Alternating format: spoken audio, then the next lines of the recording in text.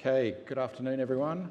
We're all a bit spread out. If anyone wants to move down, feel free. There's plenty of spare seats. We've got now 40 minutes left for this session. I think you should all have access to the app. We will just be taking questions through the app after the presentation, so please, if you don't have the app up on your phone, I think you can scan your pass and that'll take you to the app.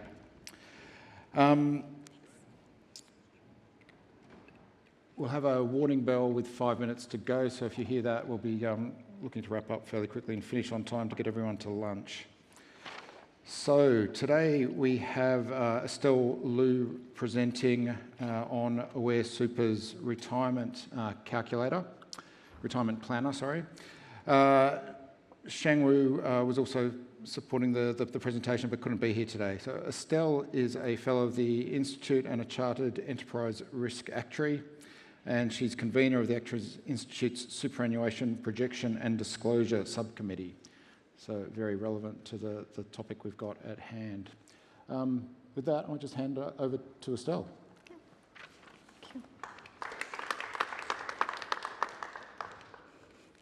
Thanks, Anton. Thanks everyone for joining today's session. So today I want to talk to you about the My Retirement Planner calculator that we launched last year in July. So before going to the details, so for people who don't know, Aware Super is one of the largest super fund in Australia. We have assets over 160 billion and with members over 1.1 million as well. So when we think about retirement, so we look at the retirement income strategy of Aware, and it is about helping members leading up to retirement, as well as looking at how to help them in retirement as well. So My Retirement Planner is one of the first in a series of help that we offer to members starting from before they actually needed to draw down their money to see what are things that they're able to do now to improve their position. So this is why My Retirement Planner was actually first launched to accumulation members only, and then with the focus of members 45 plus, or where they're not too young when they are thinking about their other key priorities in life, and super is probably not one of them at that time. But it is the time when they need to start thinking about what other things they can do to utilize, I guess, the compounding, because they still have more than 20 years to go before they retire, things that they can do to help shift and improve their position. So this is with this one common goal is trying to help members getting retirement ready, and then also offer that in a way that is affordable, accessible to our membership. Thus, the launch of My Retirement Planner, which is a digital tool, but it's offered as a way to also support our hybrid discussions that the members can have with the planner as well. So the tool was launched in July 2023, so it's less than 1 year ago, but then we have seen some early success that we wanted to share with you today to help basically inform some of the learning and also future development into this space. So My Retirement Planner really focusing on one key question is to help the members understand how much do I need to retire. And then it is implementing our retirement confidence goal. So for those who don't know, retirement confidence goal, it is actually a measure of success that Aware Super designed to help communicate the implications of risk with members, having them tracking how they are going towards their retirement income goal, which is a personalized one. So I'll talk to that score a little bit more in the next few slides. And then as we launched the tool in July, it was a soft launch, because obviously with launching a new tool, there's always a lot of things that we want to consider and learn from, talking to the members. So there has been this sort of like period where we constantly getting feedback from members about how they see the tool is helping them, what are the hiccups or things that we need to address. So before we bring it out to the broader sort of like membership. And then after the launch, so it comes the statement time. So for the first time, I think Aware Super provided statement projection to all of our membership that is eligible, and then printed on the statement which has to follow the asset guide. So telling them about, based on what we know about you today, how much you're actually expected to get when you retire, and how does it translate into income, and use that as a prompt when you look at the right-hand side, as a prompt to ask them to think about retirement, and then to use My Retirement Planner to tell us a little bit more about themselves, including what other assets, do you have a spouse, to have that more holistic sort of perspective of them. And then we also have more targeted advertisement campaigns, marketing campaigns to members, try to nudge them into using the tool to have thinking about what they can do now. As I mentioned, the tool is a digital tool, but it was actually offered as a way to support a hybrid discussion. So we offered like free, super helpful check-in and retire-ready check-ins, which I will dial into a little bit more. Okay, so My Retirement Planner was launched to be aimed as like an easy-to-use tool. So it actually follows 3 simple steps. So the first step is you enter your detail. Obviously, because it's a member tool, we try to pre-populate as much information that we can from the administration data. And also if they are repeat members, so we will remember basically what they tell us last time.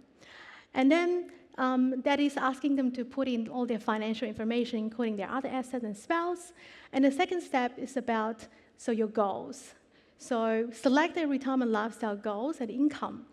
And obviously we know, people, if they're still way ahead in retirement, it's very hard for them to think about how much do I need in retirement. If you ask me, I don't know, right? So this is where we use some of the calculation smarts in the background to try to prompt them with 3 potential goals based on what they tell us about, if you want to maintain your current lifestyle, if you want a bit less than today or more than today, what does that look like?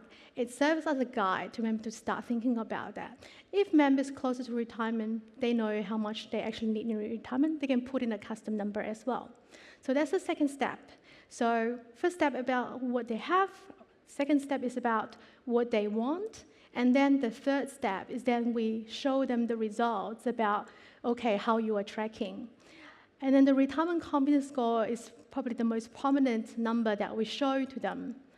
And then it is not a deterministic score where it is, projected income divided by your goal.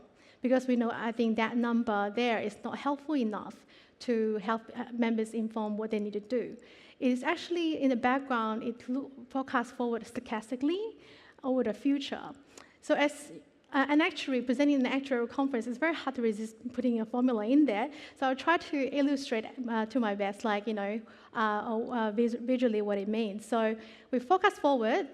So there's a wide range of outcome going forward, and then we know the members have goals, which they tell us, and we're trying to quantify, so what is the potential shortfall, looking at both the probability and also the severity of that downside, and then doing all that and convert that into one number, which is the retirement confidence score, and that is all we show the member.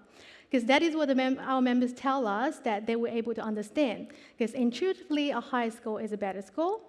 They don't want to see the distribution, they don't want to see a probability measure, and because that doesn't mean much to them. So it's all basically shaped around what members can understand, and also whether that number is able to help them, nudge them into making the right decision. Okay.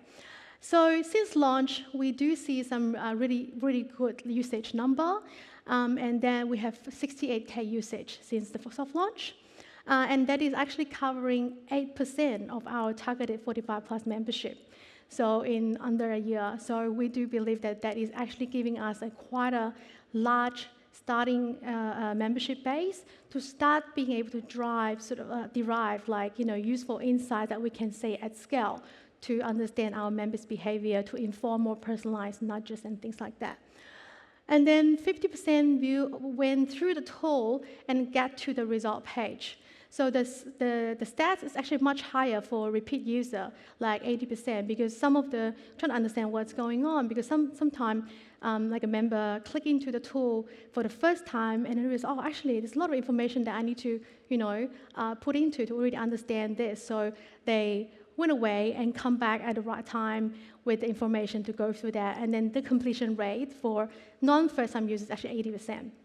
So this is showing that I think the tool, to some extent, I think it's simple to use. Obviously, it's not perfect. So we're still constantly learning from the feedback coming from the members about how to make it even easier to use and then easier to navigate and understand. So the satisfaction score is pretty high. We have 9.4 out of 10. And then 80% of our members who use that stated intention to use it again, because the tool is designed not to be a use and forget. It's for them to actually come back and review regularly, because things change, circumstances changes, market movements, all that informs so what members may need to review their situation, tracking towards their retirement. So that is how the tool is intended to be applied. And then some stats to share with you about how we think, okay, so now we've launched a tool, learning from the data that we saw. So there's some evidence showing that personalized help actually do motivate action from the member. So if you see from the top left there, we're talking about 80% of members using play mode. So I talked about there's 3 steps, right? 1, 2, 3. But there's actually a 4th step after they have seen what that means. Is because, so we want to show them there are a few things you can actually look at and play around to see whether it can help improve your position. So one of the 4 levers that they can do is obviously changing your goals, changing your retirement age, contribute more, changing your investment options. And then we do that in a way it is interactive. So when members change those sort of like lever, the confidence score and the projected result will interact with that and give them an instant response in terms of how does that impact that. So obviously, majority of people use that play mode, and then probably a large proportion of them using it to help understand it a little bit more. But 65% of those members actually did find a way to improve their position by playing 1 or more of the 4 levers.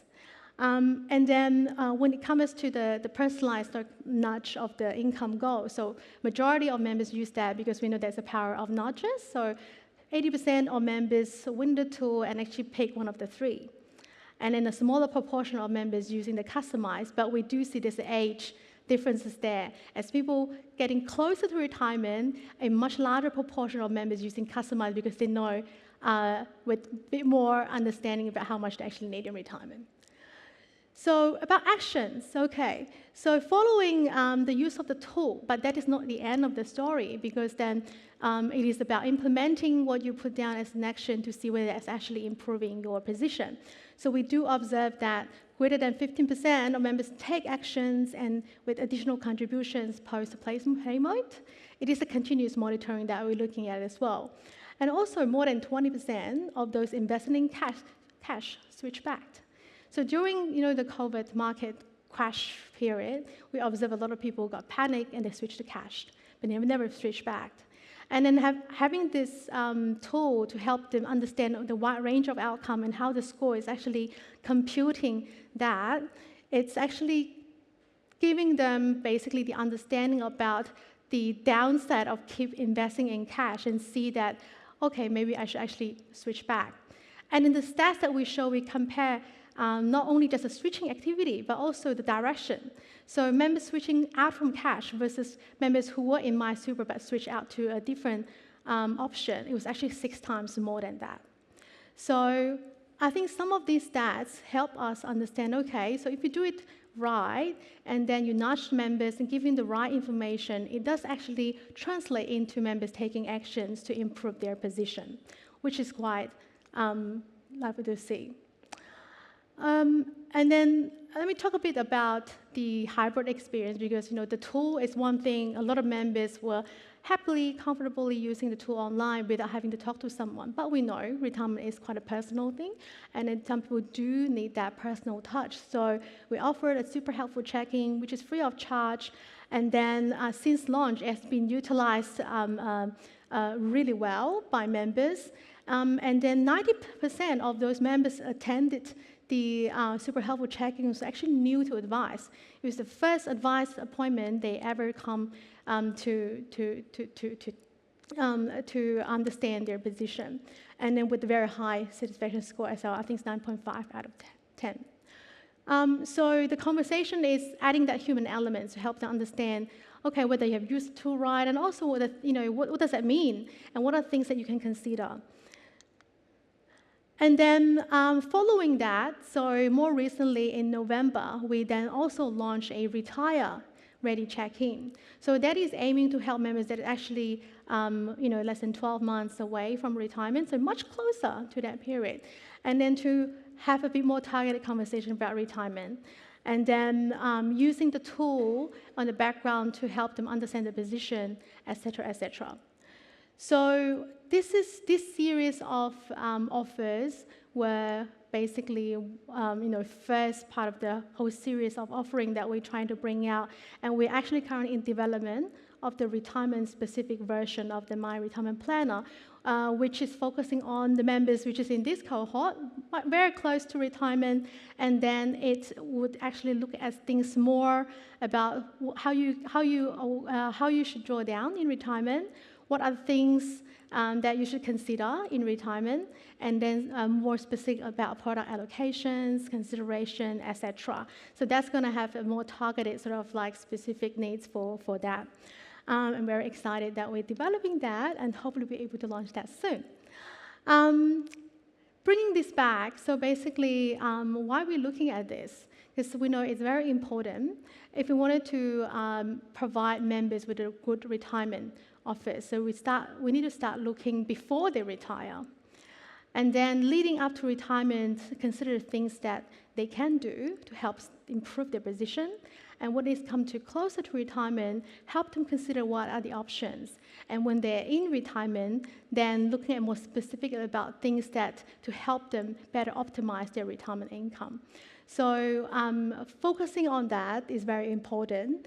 And then also superannuation is about bringing like all the income, having that more holistic views about their family planning, about their household finances. So that is definitely one of the key things why this tool is trying to capture that as well. And then as we bring out more and more tools or offerings, so we do have a big focus on making sure that all of them are actually integrated. So members will have a continued sort of like journey tracking from one score to another score, but it's actually all continuing that conversation and helping them tracking along their goals. And then it's also important to note that what we tell our members is actually what we use in the business to inform strategy planning. So we have a retirement confidence score currently developed into an OKRs to basically help inform business decision. So what we put in the tool, and we'll also measure that at scale for members who haven't used the tool, for example. And the collections of that is helping us determine, okay, what are the things that we want to do to support our members, and how are those likely to help us uplift the retirement confidence score of our membership as a whole. Last but not least, I mentioned this already. So the My Retirement Planner, one of the series of a tool that we launched is setting the foundation, and we keep learning from this feedback and data for our members in order to help us develop our future offerings as well. I'll pause there. Yeah. Thanks, Estelle. Doesn't look like anyone's sent any comments through yet or questions. If you do have questions, please jump on the app and type them in. We won't be taking questions from the floor. You have to go through the app, please. I might actually start with a question for the audience. How many have gone onto the website and gone through the retirement planner tool? Not many. It's not restricted to Aware Super members, so there's a sort of guest mode. I can't remember what it's called. So it's a interesting little tool. I'd encourage everyone just to jump on the website and go through the exercise, either with your real data or with some dummy data. Yeah, thanks for mentioning that, Anton, because So the first My Retirement Planner was offered to member. You have to log in, but we recently launched a public version. So obviously with public version, there's no pre-populations of data, so anyone can feel free to give it a go and let us know if there's any feedback. Be much appreciated. Okay, we've got a few questions come through. First one, what is the role of actuaries in developing the tool? Great question. So because I lead the actuarial practice area in Aware Super, so we actually played multiple roles in that whole My Retirement Planner projects, starting from the design. So we designed the underlying algorithm, the methodology assumptions, including the how the retirement confidence score was being computed. But obviously that is working in collaborations with more member-facing team like marketing, research, where they conducted member research and basically tell us that don't show anything else other than one score. So okay, then we design around that based on how do we fit the mathematic sort of like computation, so underneath that, but only surface what is meaningful. So there's a design stage where we were heavily engaged and actually driving that piece and work collaboratively with the other team. But also once we sort of get through that phase, so the tool was actually built with an external vendor that we partner with, and then they built that, and then we also played a role of actuarial assurance to look at what they build, whether that is actually accurately reflecting what we intend that we want to build for our members. So we play that role as well. And also within Aware Super, we have an assumption committee, which I co-chair. The aim of that is basically set all the assumption in a way that's consistent for the My Retirement Planner, but also any of the internal projections too that we use, and what was informing what we put out for marketing and then for seminar, and also for statement projections. So everywhere that these assumptions actually go. So we play, I think, multiple sort of like roles in that to ensure that we work with the project team and deliver the tool. Yeah. Great. Sort of related to that, is there anything that keeps you awake at night now that the tool's been launched? Oh, well, yeah, definitely. Obviously, I think with anyone who have experience in launching digital tools, so technology sometimes I think don't work when you need them to work. So there has been a few hiccups, I guess, in the initial soft launch, which was also part of the reason why we want to soft launch it first, because we know that there will be things that are not going to go smoothly, like the page is not loading. And then because underestimated sometimes the user, so something wrong in the background, and we need to go back and basically revisit and work with our vendor to understand what are things that we can further optimize, and making all this trade-off decision over time, as well as I guess defects, right? So with digital tools, it's not uncommon with defects. And while we do keep a very sort of regular sort of regression testing rhythm, there will be things that popped up and we need to look into and investigate.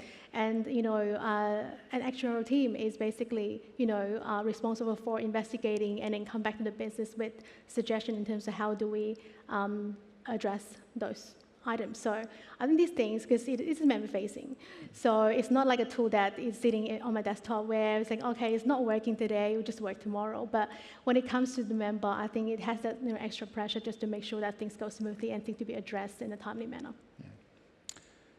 Yeah. One thing I noticed in the presentation you talked about, the tool triggering action for some members, and I did wonder whether one of the actions was people changing their objective. So if they don't, if they can't meet their objective, did that prompt people to reduce their objective? And then one of the questions here is how are members selecting their objectives? I know that the tool offers 3 sort of target objectives. The middle one being, I think, effectively continuing your current lifestyle. Have you sort of gathered any insights from how people are setting their objectives in the tool? Definitely. So obviously the tool itself, it doesn't have the budgeting sort of like functionality yet. So it is about like a number that member put in. What we observe from the usage is that member obviously still further away from retirement. They are more open to change their income goal. And then when I say change, it's actually both direction. Because we also see that members, use the tool for the first time, but they set a very conservative goal and realize, oh, actually, I can aim for higher, right? I can aim for a better lifestyle. Why not? Why shouldn't I be doing that? And then also the other way around, where when we see, okay, people setting goals. However, though, so with the current position, it's maybe a little bit too optimistic and things that you can help to improve, but also consider maybe, so is this the goal that, we're able to achieve realistically, or other things that you need to consider? So obviously all of those are very important as part of the conversation. When members see that, they're more likely to go and see an advisor to seek for help, which is, basically the intention of that. But members closer to retirement, I think we see that they are less likely or less open to change their income goal because they have a better understanding about how much they need. So it's okay. It's the other things that I need to really look at. So we are seeing those different behavioral changes. Obviously, changing income goal is definitely one lever because it's also helping members setting an appropriate goal as well. And knowing that, I guess a number that shows on retirement confidence score, and different people have different perception about what a good score is. So as much as we provide the explanation in terms of you should be aiming this, but don't just aim for 100, right? If you aim for 100, that's either mean that you have set a too conservative income goal, that you're trying to eliminate all possible downside, which is not the most optimal way to do things. Another question, is Aware providing the calculator under its AFSL? Yes. Or using an ASIC exemption? It is under the advice licensee, because it is a personal advice, and it looks like all the information outside super as well, so it has to offer under advice. But the public version was offered under the ASIC relief, so which means that it has certain limitation that it can't go in, but it is the best we can offer within the requirements. And then the thinking there is that, if you are a member, you should be logging in and using the full version. If you're not a member, this is what it can help you to understand what you can do. And then, so that is also a benefit of becoming a member. But I'm not allowed to say that, yeah. When I was looking at it, I thought one of the real benefits of the tool was the fact that it sort of starts to break this concept of super being an account balance and starts to create the concept of super being something that generates an income stream. So you're putting an income number in front of the member. So one, they think about it as income, and two, they can quantify what income that they can expect. Yeah. Are you doing that sort of more broadly for your members? Like, are you publishing an income number on their member statements, or are there plans to do things like that? Yes. The answer is yes. It's not planned, by the way. But yeah, so I mentioned the statement projection, right? So the statement projection, prior to all the different mergers, I think we used to only have big super side of our business providing income projections with help from Rice Warner Consulting at that time. But then last year was the first time that we actually delivered the statement projection to all our members. And we built the model in-house, and then it is the actuarial team who built the model. We're very proud. And then we built that model so that we're able to show on member statements, every single one of them that's eligible, that, based on what we know about you today. So we can't really take into account the personal information that is outside, because that will be breaching the ASIC rule. So this is how you are tracking towards getting how much you're going to have when you retire, and also how does that convert into income, and then the split between that of what income come from super and age pension. So just for a number. That is all we show on the statement to help prompt that thinking. And then I must say, during I think the 3 weeks to 4 weeks window after we sent out the statements, we saw the usage of MRPA, acronym, My Retirement Planner, actually doubled. So that was actually showing, okay, so there are actually people seeing that, actually taking actions, because there's no other things that we do that is, magically different during that period other than the statements. How often do you review and update the assumptions and parameters underlying the calculator?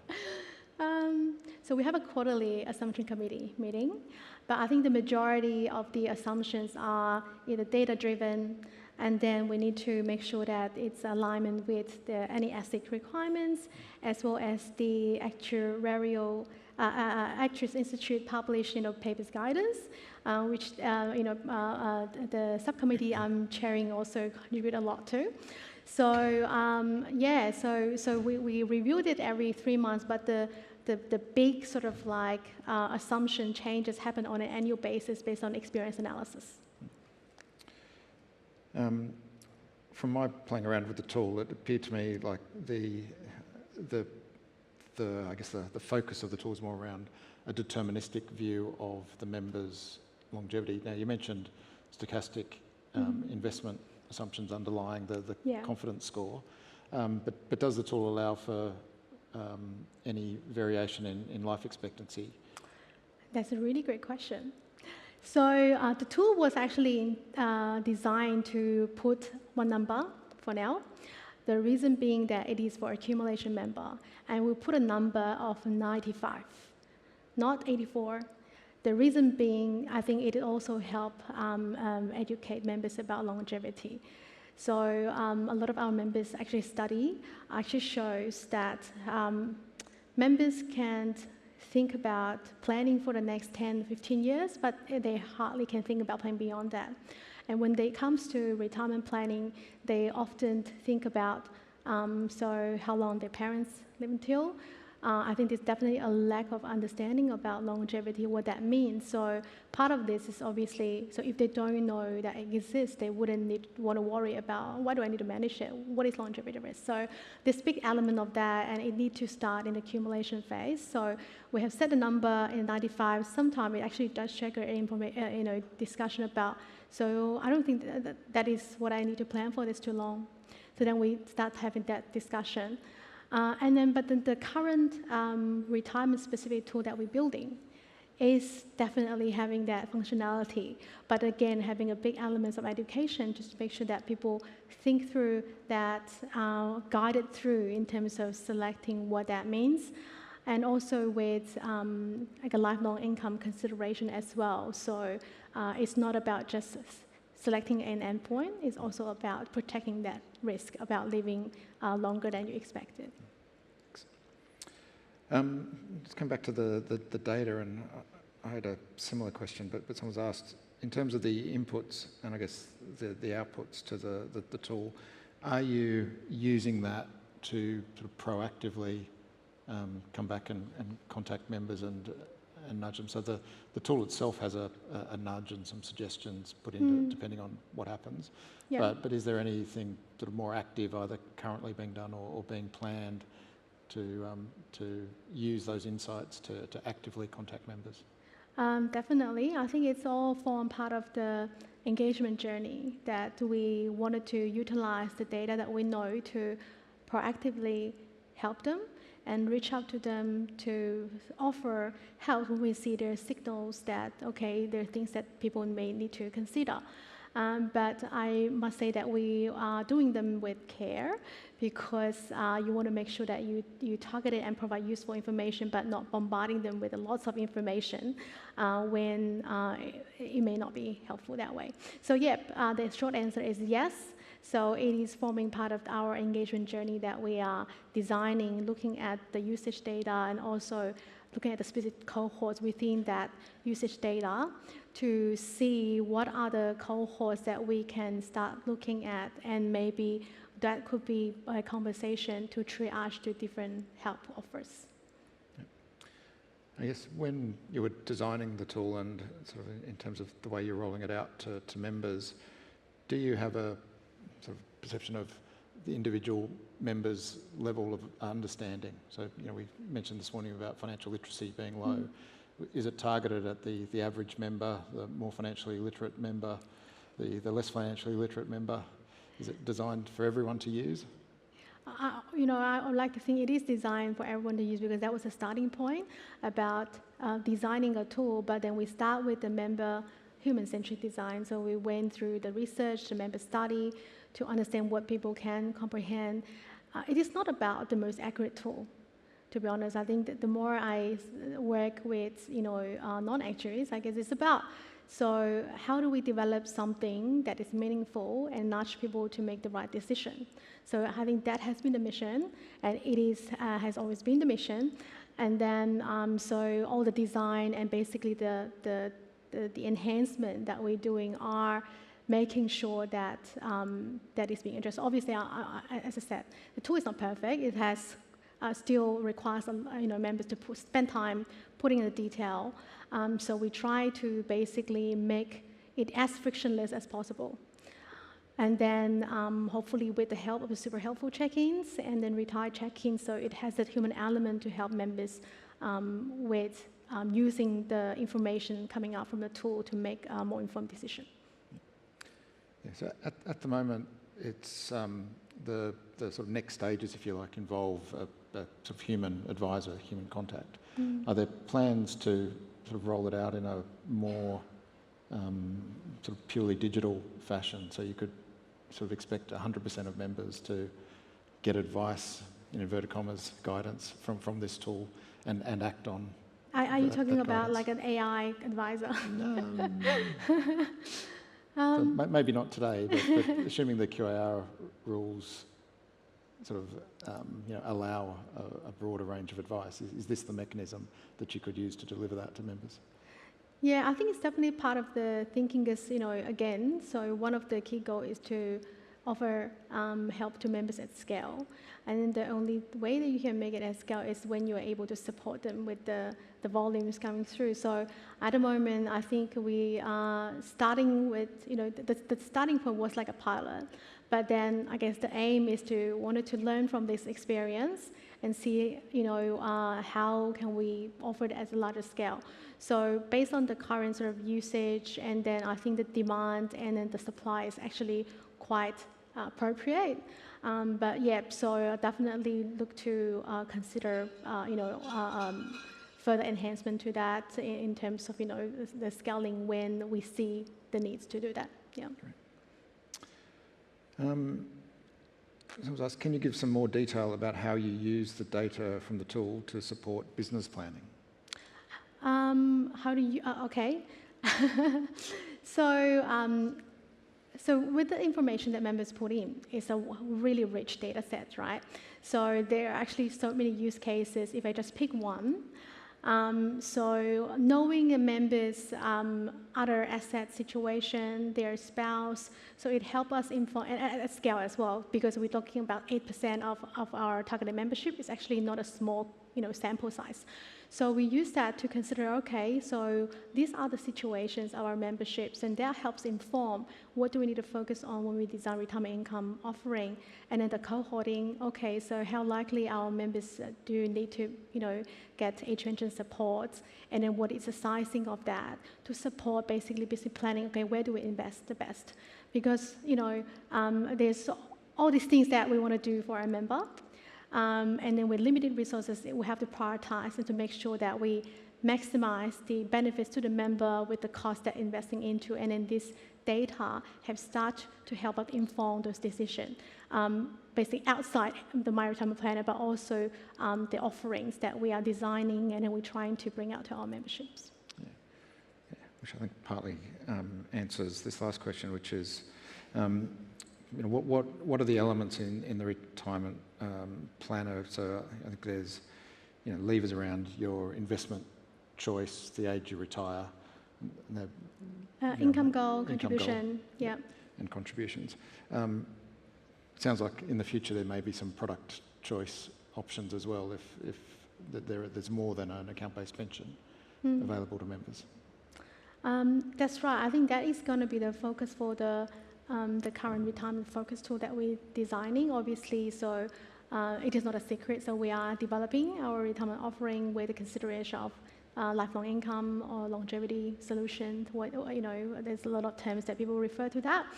But then, those are considered as building blocks, right? And retirement offering is building blocks of products, but also the service and how you deliver that to the member.